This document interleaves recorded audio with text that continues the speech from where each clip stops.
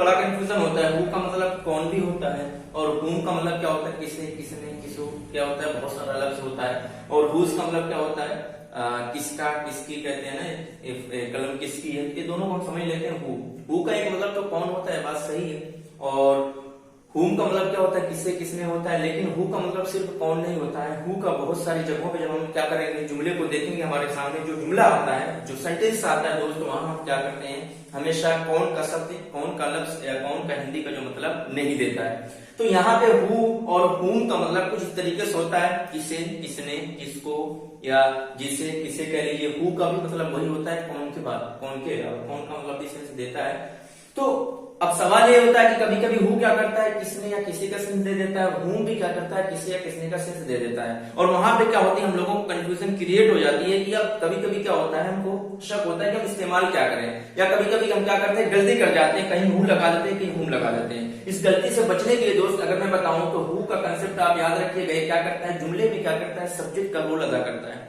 इसको जो पोस्ट मिली है सब्जेक्ट, और हुम जो होता है ये क्या करता है, ऑब्जेक्ट का रोल अदा करता है। और हुज जो होता है वो पोजेशन, मिल्कियत का क्या करता है, रोल अदा करता है। जी इसको बाद में पढ़ेंगे, हु और हुम की एग्जांपल मैं आपके सामने कुछ पेश करता हूं दोस्त, और उसमें मैं क्या करूंगा, आपको कोशिश करूंगा समझाने की बड़ी आसान तरीके से। आप लोग बहुत आसान तरीके से क्या करते हो, मेरी बात को समझ सकते हो। ध्यान से देखिएगा, मैंने लिखा है आप किसको अंग्रेजी पढ़ाते हो, राइट। जहां कंफ्यूजन होता है मैंने वही बताया, वैसे बहुत सारे एग्जाम्पल इसकी बना सकते हो आप। तो आप किसको अंग्रेजी पढ़ाते हो, एक मैंने लिखा। दूसरा, आपको किसने अंग्रेजी क्या है पढ़ाया है। इस तरह आप किसको आपको किसने मारा है, किसी ने मार दिया किसी को, तो आप किसको मारते हो। अब देखिए जरा ध्यान दीजिए, सेंटेंस को समझिएगा। आप किसको अंग्रेजी पढ़ाते हो दोस्त, एक क्या है, आपके सामने एक जुमला है, एक सेंटेंस है जिसको समझना है। अब देखिए क्या है, सवालिया है, सवाल किया जा रहा है, जिसको हम अंग्रेजी में कहते हैं क्वेश्चन टाइप 2 कहते हैं, सवालिया है, सेकंड है। ठीक है, दो तरीके से का अंग्रेजी में सवाल किया जाता है। पहला क्या होता है, टाइप 1 होता है, जिसमें हम क्या के जरिए क्या करते हैं, क्वेश्चन करते हैं। और दूसरा हमारा क्या होता है, क्वेश्चन शब्दों के द्वारा, लफ्जों के द्वारा हम क्या करते हैं, जिसको हम WH फैमिली कहते हैं, नाम से क्या जाना जाता है, मशहूर है, उससे हम क्या करते हैं, सवाल करते हैं। तो आप किसको अंग्रेजी पढ़ाते हो। अब देखिए सेंटेंस जो हो गया सवालिया, इसको को ध्यान दीजिए। यहाँ क्या है, आपको किसने अंग्रेजी पढ़ाया है, ये भी सवालिया है। यहाँ पे भी हमारा जो WH फैमिली आ रहा है, जो सवालिया लफ्ज आ रहा है, क्योंकि अगर जुमले में कहीं भी सवालिया लफ्ज आ जाता है, सबसे पहले हम उसका ट्रांसलेट करते हैं, उसी को सवालिया जुमला कहते हैं दोस्त, उसी को क्या कहते हैं, क्वेश्चन वर्ड के क्वेश्चन सेंटेंस कहते हैं।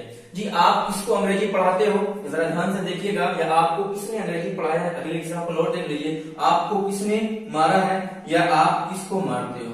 देखो अब किसको यहाँ आया, आप किसको, आप भी आया, यहाँ आपको आया। हो सकता है आप और आप से कुछ बच्चे क्या है समझ जाए, भैया ऑब्जेक्ट का काम करते हैं, लेकिन कुछ लोग नहीं समझ पाएंगे इस टॉपिक में। तो आप किसको अंग्रेजी पढ़ाते हो, आपको किसने अंग्रेजी पढ़ाया। यहाँ देखिए किसको आ रहा है, यहाँ किसने आ रहा है, यहाँ किसने आ रहा है, यहाँ किसको आ रहा है। अब सवाल ये है कि ऑब्जेक्ट हुम का मतलब हमको बताया गया किसी या किसने होता है, तो हर एक जगह हम हुम लगा देंगे, नहीं, गलत हो जाएगा, क्योंकि हु का मतलब भी किसी या किसने होता है, बात भी हमको समझना है। इसी वजह से हिंदी में मत जाइए, सब्जेक्ट को आप समझिएगा। सब्जेक्ट और ऑब्जेक्ट का कंसेप्ट अगर समझेंगे आप, बड़ी आसानी से क्या कर सकते हैं, ट्रांसलेट कर सकते हैं, आपको कोई दिक्कत होने वाली नहीं है। इसी वजह से मैं आपको चैप्टर लेके आया हूं दोस्त, आप समझिएगा। सब्जेक्ट जो होता है सेंटेंस में, जुमले में, उसका बहुत बड़ा क्या होता है, रोल होता है। एक सब्जेक्ट का क्या होता है, एक सेंटेंस का क्या होता है, एक मेन पार्ट होता है। तो आप किसको अंग्रेजी, सब्जेक्ट जो होता है आपको पता होता है, जो करने वाला होता है, जो काम कुछ करता है, जो परफॉर्म कुछ करता है। डूअर जिसको हम कहते हैं, करने वाले को, जिसको हम फाइल कहते हैं, जी करने वाला वो सब्जेक्ट होता है। आप किसको अंग्रेजी पढ़ाते हो। अब देखिए आप किसको अंग्रेजी पढ़ाते हो, यहाँ पे अगर मैं बात करूं, आप किसको अंग्रेजी पढ़ाते हो।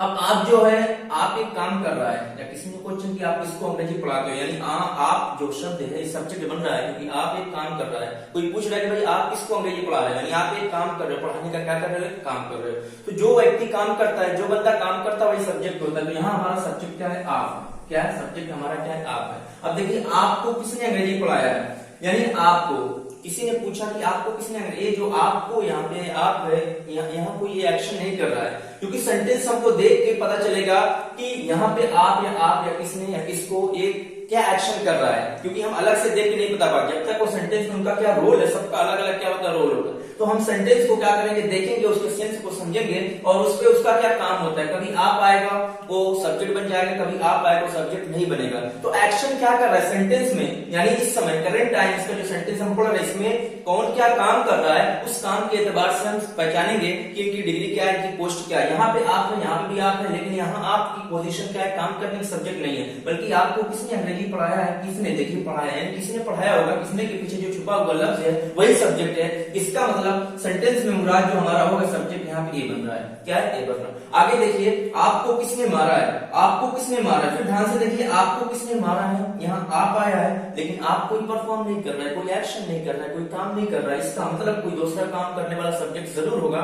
तो यहाँ किसने मारा, जो मारेगा यानी मारने वाले के जो पीछे किसने मारा, इससे जो क्वेश्चन किया जाए वो क्या सब्जेक्ट बनेगा। लेकिन यहाँ मौजूदा क्या है सेंटेंस में हमारे पास सब्जेक्ट क्या बन जाएगा, किसने बन जाएगा। आगे देखिए आप किसको मारते हो, यहाँ पे देखिए आप क्या है, आप किसको मारते हो, आप क्या कर रहा है, काम कर रहा है, एक्शन कर रहा है, परफॉर्म कर रहा है, और जो परफॉर्म कर रहा है तो ये हमारा क्या हो जाएगा, सब्जेक्ट हो जाएगा। क्या हो जाएगा, सब्जेक्ट। ये हमारा क्या बन जाएगा, ऑब्जेक्ट बन। ध्यान से देखिएगा ये भी हमारा क्या बन जाएगा, यहाँ पे ऑब्जेक्ट बन जाएगा। क्या बन जाएगा, ऑब्जेक्ट बन जाएगा, ऑब्जेक्ट बन जाएगा। अब देखिए ये हमारा क्या बन रहा है, सब्जेक्ट यहाँ पे बन रहा है, आपको किसने मारा, ये ऑब्जेक्ट बन रहा है, सब्जेक्ट बन रहा है, ये क्या बन रहा है, सब्जेक्ट बन रहा है, ये हमारा क्या बन रहा है, ऑब्जेक्ट बन रहा है। इसका मतलब ये हमारा क्या है, सब्जेक्ट बन के आप किसको मारते हो, आप किसको मारते हो, ये ऑब्जेक्ट है, ये हमारा सब्जेक्ट है।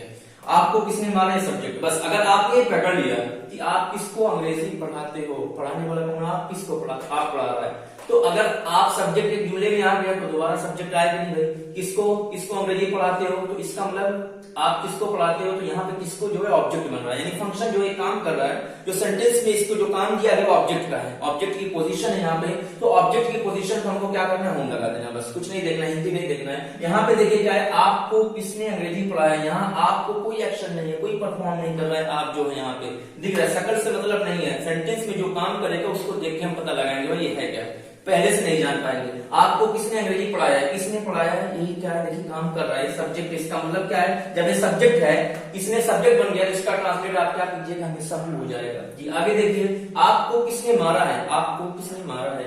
देखिए यहाँ पे आप जो है, आप मैंने बताया सब्जेक्ट बन सकता है, ऑब्जेक्ट भी, लेकिन यहाँ पे जो इसका काम है ऑब्जेक्ट का नहीं, हिंदी में देखा जाए सब पहले आ रहा है, राइट। तो यहाँ पे जो इसका फंक्शन है, पोजीशन जो है सब्जेक्ट की नहीं है, क्योंकि आपको किसने मारा, मारने वाला कोई और, इसके पीछे जो है तो मारने वाला जो है वही सब्जेक्ट बन रहा है। तो यहाँ किसने का ट्रांसलेट क्या हो जाएगा, वो हो जाएगा, किसने मारा है आपको, वो हो जाएगा। आगे आप किसको मारते हो, देखिए आप सब्जेक्ट बन गया तो इसको अपने आप ऑब्जेक्ट बन जाएगा, और जब ऑब्जेक्ट बन जाएगा इसका ट्रांसलेट क्या हो जाएगा, वो हो जाएगा।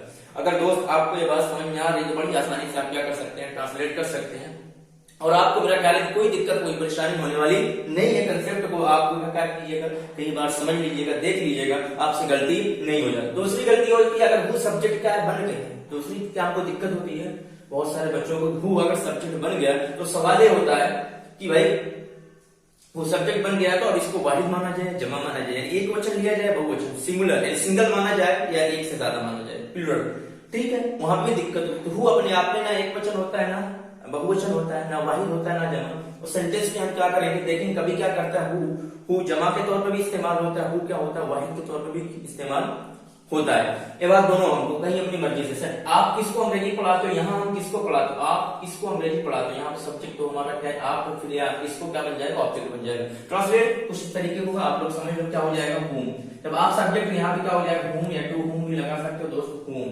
अब देखिए प्रेजेंट का टेंस है, उसमें हेल्पिंग वर्ब आती है दूसरे नंबर पे, आपको पता है तो क्या हो जाएगा, डू। डू इस वजह से आ रही, आप सब्जेक्ट है, जमा माना जा रहा है इसको, whom do you teach, whom आप किसको अंग्रेजी पढ़ाते हो, क्या हो जाएगा, whom do you teach English, whom do you teach English, आप किसको अंग्रेजी पढ़ाते हो। जरा दूसरे सेंटेंस की तरफ ध्यान से देखते हैं तो क्या हो जाएगा, आपको किसने अंग्रेजी क्या है पढ़ाया है। अब देखिए आपको किसने अंग्रेजी पढ़ाया, आपको क्या कोई परफॉर्म नहीं कर रहा है, परफॉर्म नहीं कर रहा है, एक्शन नहीं कर रहा है, तो कभी भी सब्जेक्ट नहीं बन सकता। जब भी बनेगा ऑब्जेक्ट, इसका मतलब सब्जेक्ट जो बनेगा किसने बन जाएगा, और किसे या किसने कुछ भी हो, हिंदी आप ट्रांसलेट क्या करोगे, अगर सब्जेक्ट बन गया तो क्या आएगा आपका, हु आएगा। अब यहाँ पे आपको क्या लिखना है, हु।